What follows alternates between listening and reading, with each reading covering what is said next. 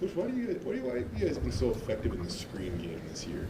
I don't know. I think we've really, certainly made an emphasis starting with a downhill running attack and creating explosive plays off of that with the play action game. So I think there's been a lot of, recognize it's not a run, look to go protect the play action pass, and sometimes you can lose sight of those running backs. When Ashton caught that ball on the sideline, what's going through your mind? I mean, he didn't. I mean, obviously he didn't have much room on the sideline there, but he did have a little bit of space. So, like, what's going through your mind there? Yeah, I think I said it, maybe a couple times with him is you take your eyes to the call sheet for what's the next call. You think you've created a first down play, and then, you kind of hear the roar, you hear the buzz, and again, he's just one of those rare talents. You get him the ball in space. It's one thing to know where he's at, but it's another thing to bring him down. Spencer talked about this offense playing fast. He actually talked about the whole team playing fast, and that was the biggest difference over these last couple of weeks. How has that benefited your offense? I don't know if we've necessarily been extremely different, Mike, from our plan.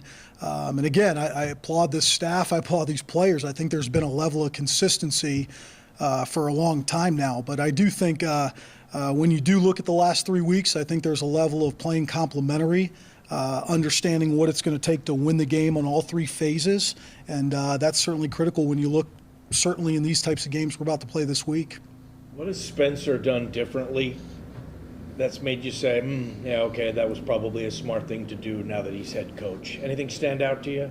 I think I said this, John, a little bit. It's just being himself. I think you get into this situation and you think, oh man, now I'm in this head coaching role. I got to act a certain way. I got to be different. But he's been genuine. He's been exactly who he is. I think one of the best things he's done is he asked for 2 weeks from these players. And there was so much going on, even looking back at that New Mexico week, how to keep these guys focused. And it was that one day at a time. And certainly not being a cliche, if you will, but yeah, one day at a time. And I need you guys for 2 weeks. And because of the commitment of everybody in this building for those 2 weeks, it's created a third week for us. And I think it's been that approach, one day at a time, that he's done a tremendous job with. And I really, again, commend our players for the focus they've had. With everything that he's done, do you feel like he's done enough to be, validated for this job? I think you guys asked me this when they named him as the interim. I know everybody sees this as a right now thing, whether he's the head coach here in six weeks, whether he's the head coach somewhere else in 6 weeks, 2 years. I think what he's done is he's let the country know he's ready, and so I know a lot of these decisions are there's a lot of factors that go into it, but leaders don't grow on trees, and he's done a tremendous job. You went through a lot this year. You're a high-level OC. Are you ready? Has this taught you stuff? Should you be considered for this gig, Bush? Again, I feel ready, and I keep going back to this. If you're in this profession and you don't want to walk into a group of 18 to 22-year-olds and have the ability to lead them both on and off the field, sometimes I don't think it's worth it. And so I'm extremely excited for the opportunity, whether one day it happens here, wherever it happens. But certainly this experience has been another great teaching lesson of a lot of things that we're looking to build on. Have you interviewed for the job, or will you interview for the job? Have you asked to interview for the job? I have not had those conversations.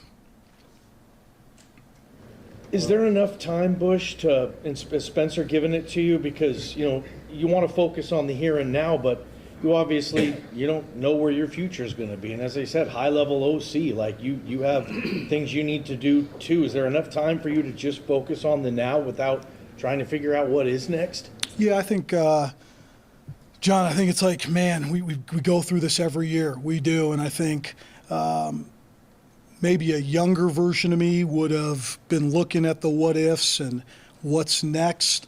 But I'll say this, 10 years ago, like if you asked me, could you be exactly in this situation at your alma mater playing for a conference championship, which hasn't been won since 2019, I'd tell you I'd take this any day of the week. So I'm very cognizant of that, and I think about all the situations maybe over the last couple of years, even at the success Missouri's had this year, what it takes to stay focused in these last couple of weeks.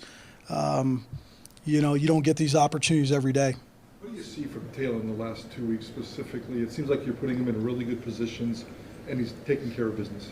Yeah, I think Talen's so interesting because, you know what you're going to get with him.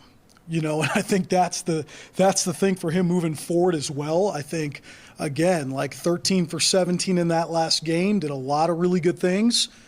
There's always those one or two plays that you wish you had back, and so I've always said this, I'm so fired up for his progression at this position because we know the high-end stuff is there. We know what those big plays look like when he creates them. We also know for the last 50 years at this position, it's always about, the decision-making, the accuracy. Those are the things, that are going to be so vital in his development. And I think, again, I've said it, his personality, who he is, allows him to continue to take those steps. I know we brought up Fulton a couple of times, but he went in, I know it was just for one snap, whatever. What is he capable of, though, if you have to call on him or something like that? Yeah, you never really know. He hadn't taken a ton of reps by any means, but there is a certain level with Colt. Again, I've talked about these unsung heroes, if you will, of this club and a lot of teams across the country where that guy shows up and his situation may not be what he wants it to be, but he gives you everything he has day in and day out. He's been a guy that Talen's relied on. He's been a guy that Maddox has relied on. He knows the plans as well as anybody in the building. And so there's certainly a lot of trust with our staff and him. I asked you about the screens a little bit earlier on. The athleticism of your linemen, how does that kind of factor into some of the stuff you're doing with that? Yeah, Jay, I think it's huge. I do, because you look at all these screens. Again, the back kind of gets you what he can get on the front end, but it's those blocks 30, 40, 50 yards down the field that can really create a bunch of these explosive plays. So the athleticism we've had up front has been something we've relied on the whole year, running the mid-zone play, the wide zone play, if you will, forcing guys to play us laterally, I think has led to the top 10 in rushing in the country. And again, we've relied on that across the board. Is Maddox in the building, and is he giving you a set of eyes? Is he being involved in Monday through Friday type stuff? He is. We thought it was important last week. He was actually upstairs with me in the box. It's just tough. It's you look at a guy that you feel is every bit as responsible for where we're at right now and not getting to finish it. But those guys are the guys. I think there's a lot of guys that would probably take time off and be away. He's one of those guys that wants to be in the building. He wants to be at this championship game. And again, that's a testament to him and everything he's about.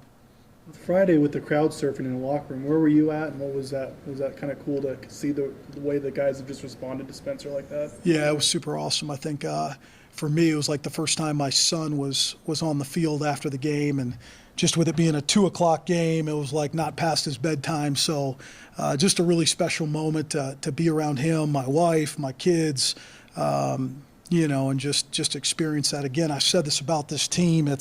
You have those years maybe we've all had where things are going perfect and you get on these runs at 12-0 and all that, but I'm not sure I've been part of an organization that's gone through what this team has to get to where we're at, and it's been a great experience. I think Matt Wagner's played in a couple of his opportunities, and obviously he made a nice little play for you on that touchdown run. Yeah, awesome. Again, it's like there is no doubt in my mind, even before I got here, I remember going to a couple other colleges for camps, and they were talking about Wagner and how impressed they were with his high school stuff. But again, you just never know how a college freshman is going to react in big moments, and I think it's really a testament to him getting in these big games and being able to handle that. He did not know that he was going to have that role till, I believe, Thursday last week. We lost Tyler Crow late in the week. He had to step up, and I think about a lot of guys on this offense. I think, again, we know about the veterans, we know about the juniors, the seniors, and how they've played. But you go back to guys like Cage Casey, you go back to guys like Roger Carrion, who have stepped up in big-time roles as young guys, and it's led to our success. Do you have an inkling, an idea of what George is going to do? He has another year. I don't, other than,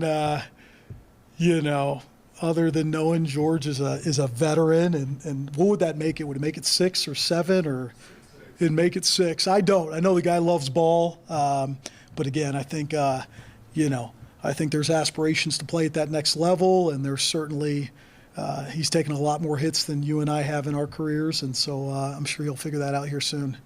Riley Smith's new equipment is rocking there. None of these players have ever seen the movie The Program, but when he came out there wearing that thing, I was like, it took me like back to 1990, and he had the big neck roll on. So, but you know what I think of Riley again in his situation with a game or two left.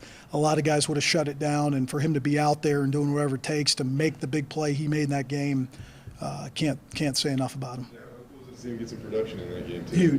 Huge. Again, I mean, look, it's leadership, and it starts with the players. And when you got a guy like that who maybe things haven't gone exactly how you want it to go, but you show up here every single day with a great attitude, those are the guys you root for. Been coaching here for a while, or we've been coaching in period for a while. Bush, have you experienced something like this team has the last couple of weeks with just this turnaround, with this special energy? Have you experienced something like this with what's been going on here before? No, I think it feels different, and I think it feels different for sure. And I wish I had a better way of saying it. It's been a mixture of not just our staff, not just our players, but our support staff. I think everybody just kind of banding together, if you will, taking one day at a time, focusing on what's next. And it's been impressive, I think, in all phases. I think Lauder kind of ran a corner route towards the sideline, and Talon was that one of the better balls Talon's thrown this year? I mean, that seemed to show. You said you see the ceiling at times.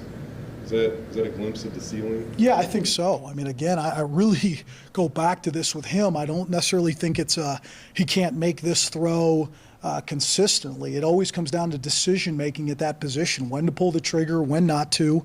I really wanted to send a message to him, after that first interception, and be on the attack on that next play and throw that ball down the field. I think it's important. I think for a guy like that who I know that interception's probably going to be with him for the rest of his career, and me too. I don't even know if I have recovered from that yet, but we wanted to be aggressive, and I wanted to let him know, hey, it was going to take him being aggressive, making throws for us to win that game. Ashton Genty, maybe the Mountain West Offensive Player of the Year. We'll find out tomorrow. What would your case be to make it for Ashton Genty? And do you have a personal number one highlight touchdown run he's had this year? You've seen him probably a million times on film. Yeah. It's hard. I mean, I think there was that run versus San Diego State, in particular. I think it was maybe the ball was on our 35-yard line, just the amount of different guys that he made miss. My case for him is what does this year look like if he doesn't miss 2 or 3 games? I mean, I look at the production that he's put up. This is outstanding production for a guy, some of the best production maybe we've had in school history, for a guy that missed 3 games and probably wasn't fully healthy for another 1 or 2 games, So I think that speaks volumes to him, and I'm excited to watch him run for the Broncos for a long time. What would be your case for Spencer Danielson if you were to, Yeah, I think, so much of it is retention these days, and I think everybody knows that, right? Like, you got a lot of players on this team that need to stay at Boise State, and that's just the truth. This isn't a place you want to leave. There's no reason to leave this place. We've had first-round draft picks. We've had second-round draft picks. We're a top 25 program year in and year out, and I think the resiliency of what we've done here in the last couple weeks will lead to big years ahead. I think for a lot of you guys knowing, you talk about that Fiesta Bowl year that got this thing started with Zabransky and those guys. You look at the year before that, and you look at maybe starting 1-2, tough road loss to Georgia, tough loss to Oregon State. Sometimes it's the resiliency of these kind of years and these kind of teams that catapult you, if you will, to the future success.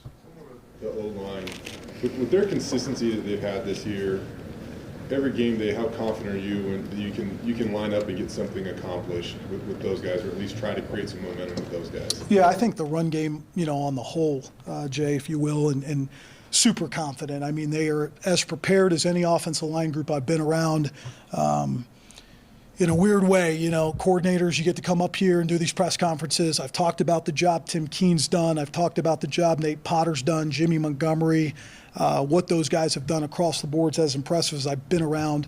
I think for Tim's sake, again, you see what this O-line's doing this year, but as you guys know, it goes back to the last 2 or 3 years recruiting those guys, developing those guys like Ben Dooley, Cade Beresford, Mason Randolph was a huge get here. It was a huge recruiting battle.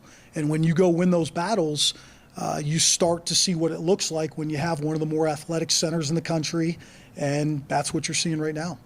Anything else? You made a reference to a younger version of yourself when you played here in 5, 6, 7, 8, 2005.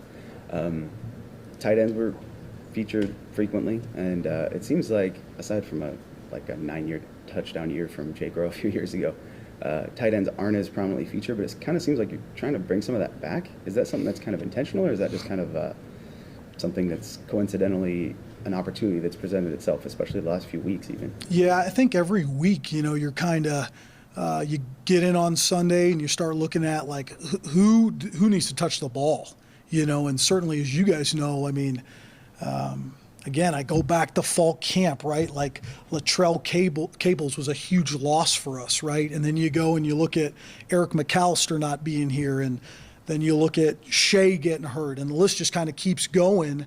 And it provided some opportunities for those tight ends in the pass game, and I really think they've stepped up, And so in both these situations where we look at, okay, if we've got 45 plays on mixed downs, who needs to touch the ball? I think both Riley and Matt are in that discussion. And so that's what you're always looking at. You're looking certainly at the play design and how to attack the defense, but more so it's who needs to touch the ball, so when you make that bad call, they still make you look good. So. Talking about UNLV real quick. Kind of looking at UNLV's defense, it doesn't look like they're particularly great anywhere, but they're just kind of good in a lot of places. How would you kind of assess UNLV's defense and what you'll face on Saturday? Yeah, I mean, again, been dealing with these guys for a long time. Coach Odom, and when he was at Arkansas in those 3 years, and Mike, I believe, was the linebackers coach there, and then took over when Barry left. And so these guys do a really good job. They've always had this great mixture of bend but don't break, but still have the ability to apply pressure. And we've talked about it a little bit, from being a little bit unconventional. These guys are not necessarily your standard style of defense, right? Sometimes they play with 3 D linemen. Sometimes they play with 4 D linemen. Half the time they drop all the guys. The other half the time they play man in your face. And so they've done a really, really good job of putting this defense together for a lot of years, creating a lot of conflict, especially in 1 week's time, if you will, to prepare for them. Anything else? All right, thank you all. Appreciate you guys, man. Thanks, Bush. Vegas.